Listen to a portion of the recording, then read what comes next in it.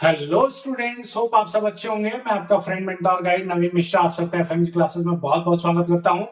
तो चलिए कंटिन्यू करते हुए क्लास 6 का एक्सरसाइज 11.1 क्वेश्चन नंबर 11 को करते हैं। उसका पार्ट ए देखते हैं क्या बोल रहा है कि look at the following matchstick pattern.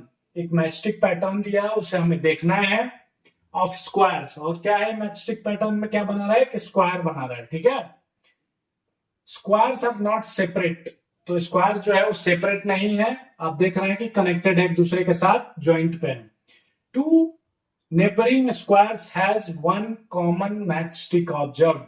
अगर आप देखेंगे तो यहाँ पे दो स्क्वायर जो बना है उसमें एक क्या है, ये कॉमन है। यहाँ पे भी दो बने हैं, एक ये भी कॉमन है, फिर एक ये कॉमन है इन दोनों में। इसमें भी 1 2 3 ये सब कॉमन है।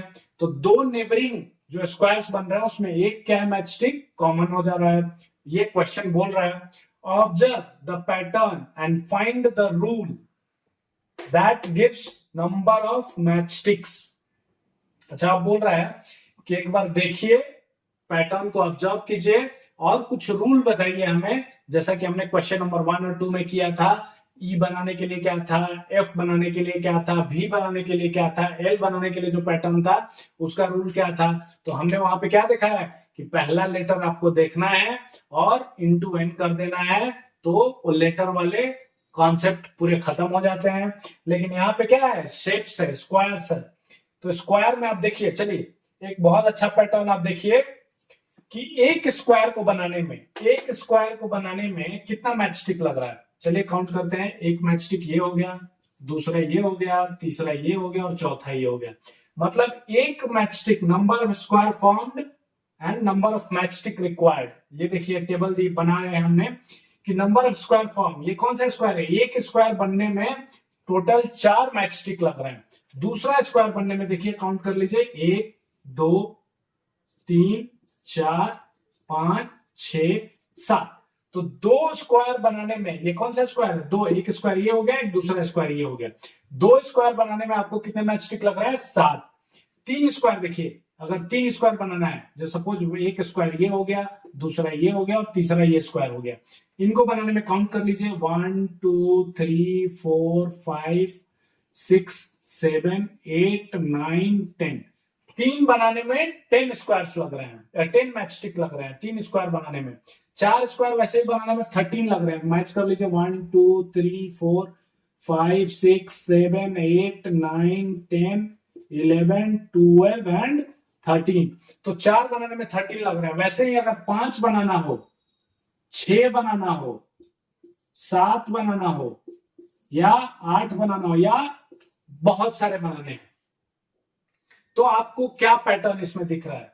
चलिए यहां पे अगर आप देखिए, यहां पे अगर गौर कीजिए पहले वाले स्क्वायर पे, अगर आप पहले वाले स्क्वायर पे गौर कर रहे हैं तो एक लाइन, दो लाइन, तीन लाइन, ऐसा कुछ हमने पैटर्न देखा है। ये क्या है, सी है। ये क्या है, सी है। सी के लिए हमें कितना लगता था मैच स्टिक, 3। तो हमारा पूरा फॉर्मूला क्या हो जाता था, 3n हो जाता था। लेकिन यहां पे क्या है, 3n तो है लेकिन एक और एडिशनल है, एक और एडिशनल है स्क्वायर में मैच स्टिक। तो 3n + 1 लिख लीजिए। ठीक है, अब दूसरा देखिए, दूसरा में अगर आप ये फॉर्मूला लगाते हैं, अगर n के जगह 2 हुआ तो देखिए क्या हो जाएगा, 3 दूनी 6 + 1 7। आ गया आपका रिजल्ट, 2 स्क्वायर के लिए 7। अब 3n, तो रूल क्या हो जाएगा, रूल विल बी 3n + 1। कैसे, तो देखिए ये आप देख रहे हैं शेप, एक स्क्वायर का जो शेप है वो पहले सी बन रहा है, उसके बाद एक और मैच स्टिक से क्लोज हो जा रहा है। ये देखिए यहाँ पे सी बन रहा है, 1 2 3 सी बना। तो सी का पैटर्न क्या होता है, 3n वाला पैटर्न, और एक एडिशनल हो जा रहा है। तो 3n + 1 हमने बोल दिया। अब मान लीजिए अगर हमें 6 नंबर ऑफ मैच स्टिक के लिए निकालना हो तो हम क्या करेंगे, 3 × 6 + 1, 18 + 1 मीन्स 19। तो हम बोल सकते हैं कि 6 स्क्वायर बनाने के लिए हमें 19 मैच स्टिक लगेंगे। आप इसमें से कोई भी वेरीफाई कर लीजिए। 3 के लिए चेक कर लीजिए, तो 3 × 3 + 1, तो 3 3 9 + 1 10। तो देखिए 3 के लिए 10 मैच स्टिक लग रहा है।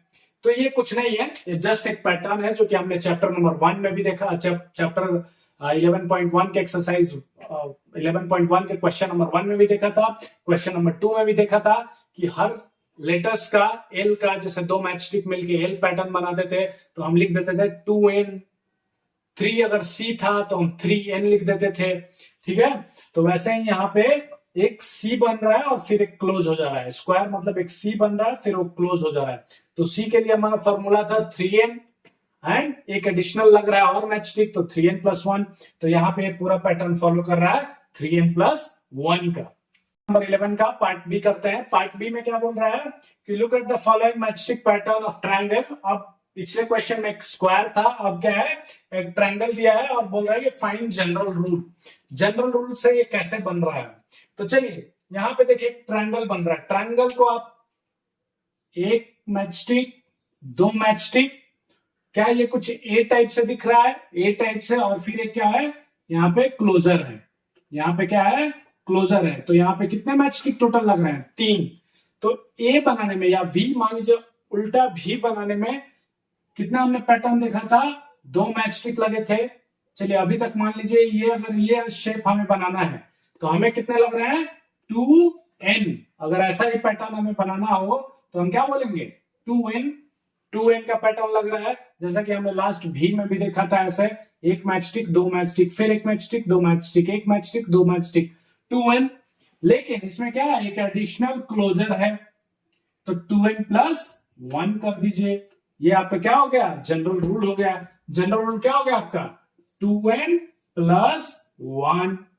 अब देखिए काउंट कीजिए, एक बनाने में कितना लग रहा है, 1 2 3 मैचस्टिक लग रहा है। तो एक में ये टेबल बना लीजिए, हमेशा कोशिश कीजिए कि टेबल बना ले। टेबल को कैसे बनाया जाता है, तो लिखना है कि कितने ट्रायंगल बन रहे हैं यहाँ पे। तो यहाँ पे देखिए एक ही ट्रायंगल बन रहा है, यहाँ पे कितना एक टोटल ट्रायंगल है, ये ट्रायंगल एक है, यहाँ पे एक ट्रायंगल और एक 2 ट्रायंगल है, यहाँ पे एक है, 2 है और ये 3 ट्रायंगल बन रहा है। यहाँ पे देखिए 1 2 3 और 4 ट्रायंगल बन रहा है, ठीक है। मैं पूरा ट्रायंगल की बात कर रहा हूँ, मैचस्टिक की बात नहीं कर रहा हूँ, पूरा ट्रायंगल, एक ट्रायंगल, 2 ट्रायंगल, 3 ट्रायंगल, 4। अगर आपको समझ में ट्रायंगल नहीं आ रहा तो समोसा समझिए, एक समोसा यहाँ पे बन रहा है, यहाँ पे कितने समोसे हैं, एक, और एक उल्टा समोसा 2, यहाँ पे एक उल्टा 2 और एक फिर सीधा 3 समोसे, एक समोसा, 2 समोसा, 3 समोसा, 4 समोसा। अब आपको समझ आ गया होगा, समोसा देखते हैं कि इसमें 4 है। अब चलिए 2 को बनाने में कितना मैचस्टिक लग रहा है, तो देखिए एक मैचस्टिक ये हो गया, दूसरा मैचस्टिक ये हो गया, तीसरा मैचस्टिक कौन सा हो गया, ये हो गया, चौथा मैचस्टिक ये हो गया और पांचवा मैचस्टिक ये हो गया। तो 2 बनाने में 5 लग रहा है, तो 5 लग रहा है। 3 बनाने में तो फिर से 1 2 3 4 5 6 7 मैचस्टिक लग रहा है। चौथा बनाने में, वैसे इसको मैं डिलीट कर देता हूं नहीं तो आपको कंफ्यूजन हो जाएगा। चलिए 1 2 3 4 5 6 7 8 एंड 9 मैचस्टिक लग रहा है। मतलब आपने ऐसा देखा, 1 के लिए 3, 2 के लिए 5, 3 के लिए 7, 4 के लिए 9। अगर आपको ऐसे डायरेक्ट नहीं समझ में आता है जनरल रूल, तो यहां से भी देखिए, 1 के लिए 3, 2 के लिए 4, मतलब ये क्या हो रहा है, 2 इंटू, इसमें देखिए 2 इंटू 2 प्लस 1 है, इसमें क्या है 1 इंटू 2 प्लस 1 है, ठीक है। या ऐसे 2 इंटू 1 प्लस 2 इंटू 1 प्लस 1 है, इसमें क्या है 3 इंटू 2 प्लस 1 है, इसमें क्या है 4 इंटू 2 प्लस 1 है, तभी है ना 4 2 8 प्लस 1 9, 3 2 6 प्लस 1 7। तो ये पैटर्न क्या बता रहा है, ये डॉट डॉट अगर आगे बढ़ते जाएगा तो 2n+1 2 इंटू n+1 बन जाएगा।